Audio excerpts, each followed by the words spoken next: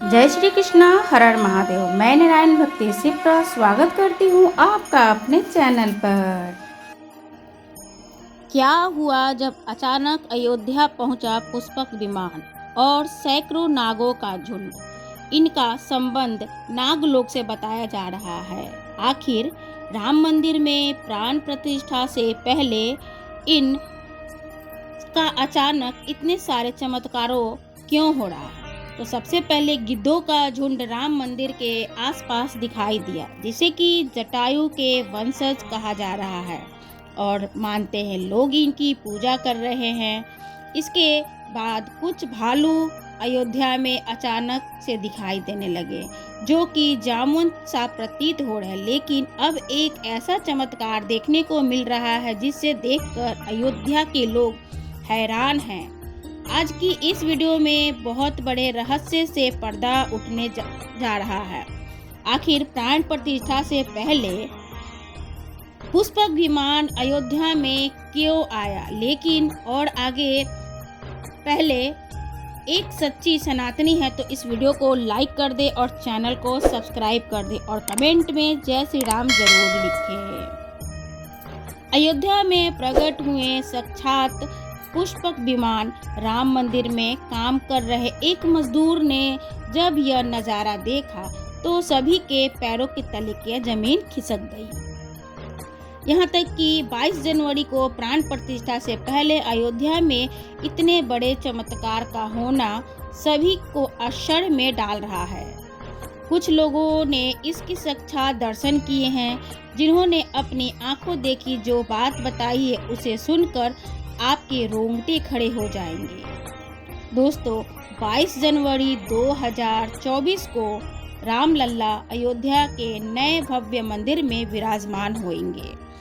इस शुभ अवसर पर राम मंदिर के लिए पूरे देश में निमंत्रण बांटा जा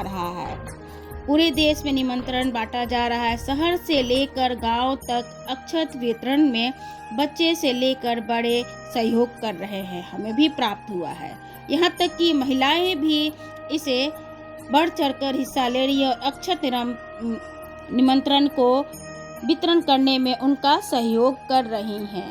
रामलला की प्राण प्रतिष्ठा कार्यक्रम की तैयारी तेजी से की जा रही है, क्योंकि इस कार्यक्रम को भव्य बनाने के लिए कोई कसर नहीं छोड़ना चाहती। इसीलिए राम मंदिर के निर्माण का कार्य भी तेजी से किया जा रहा है। राम मंदिर का निर्माण में जो भी लक्ष्य किया गया था उसमें लगभग 80% कार्य हो चुका है। जहां 70 खंभों की मूर्तियां पर काम चल रही हैं, वहीं पिछले त्योहारों की वजह से कार्य थोड़ा सा धीमे चला। अब वह भी तेज में आ गई है। काम जल्दी से पूरा हो रहा है। निर्माण कार्य जल्दी से पूरा करने के लिए भी सभी मजदूर रात दिन मेहनत कर रहे हैं। लेकिन 10 जनवरी कुछ ऐसा चमत्कार हुआ जिसे देखकर सभी मजदूरों के होश उड़ गए। जब रात्रि में उन्होंने देखा कि कुछ चमकता हुआ तंबू में से सो रहे थे, जब उनको दिखाई दिया तो समय अचानक से उन्होंने वहां पे कुछ हलचल सा भी महसूस हुआ। सुरेश नाम के एक मजदूर ने जब तंबू के बाहर झांक कर देखा तो उसे राम मंदिर के परिसर के कुछ अजीब सी पीली चमकती हुई चीज दिखाई दी। उसने अपने साथियों को जगाया लेकिन कोई भी उसके साथ नहीं चले। जब हिम्मत करके सुरेश राम मंदिर के परिसर में पहुंचा तो वहां एक नज़ारा बहुत ही चौंकाने वाला था, क्योंकि वहां पर उसे एक बहुत ही दिव्य चमत्कारिक विमान दिखाई दी, जिसका आकार मोर के समान था, जो दिखने में काफी सुंदर और तेज से परिपूर्ण था, जो कि राम के मंदिर में परिसर में पिछले क्षेत्र में उतर रहा था। वहीं पर विमान को नियंत्रित कौन कर रहा था ये भी दिखाई नहीं दे रहा था। फिर भी उस विमान में इतना तेज था कि सामान्य आंखें से देखना संभव नहीं था। उसे सामान्य आंखें नहीं देख सकती थी। समझ में कुछ नहीं आ रहा था, मानो स्वयं साक्षात भगवान राम पुष्प विमान के माध्यम से अयोध्या में उतर रहे हों। सुरेश ने यह चमत्कारी अपने आंखों से देखा और सबको बताया। वहीं पर वो देखकर बेहोश भी हो गया था। जब उसको होश में आया, सहन नहीं हो पा तो सुरेश जब सुबह उठा तो ये उसकी उसी स्थान पर मौजूद था जब उसके साथ ये मंदिर निर्माण कार्य पूरा करने के लिए राम लोग जाकर रोककर उन्होंने रात्रि की सच्चाई बताई। लेकिन उसी समय उनकी हंसी उड़ा रहे थे लोग। सुरेश मन ही मन समझ चुका था कि प्रभु श्री राम अयोध्या आ चुके हैं। ये उनके लिए सौभाग्य की बात थी। इतना ही सुंदर दृश्य देखने को मिला था जहां शायद उन्होंने साक्षात पुष्पक विमान के दर्शन किए थे।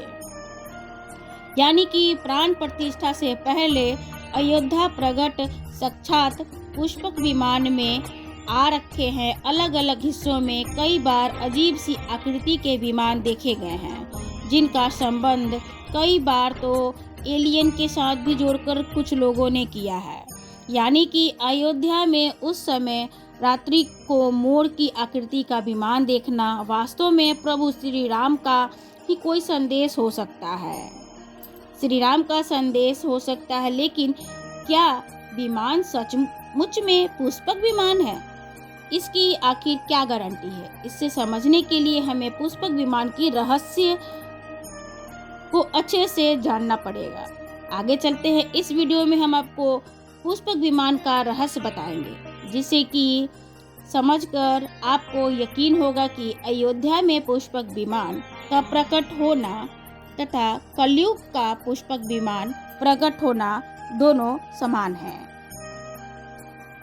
तथा कलयुग का सबसे बड़ा चमत्कार है। रामायण में पुष्पक विमान का जिक्र है जो पहले कुबेर के पास था। इसके बाद रावण ने उसे अपने सौतेले भाई कुबेर से लंका समेत बलपूर्वक हथिया लिया था। फिर रावण इसी तरीके से इसी पर वो आने जाने लगे थे। रावण को हराने के बाद यह विमान श्री राम जी के पास वो आ गया था।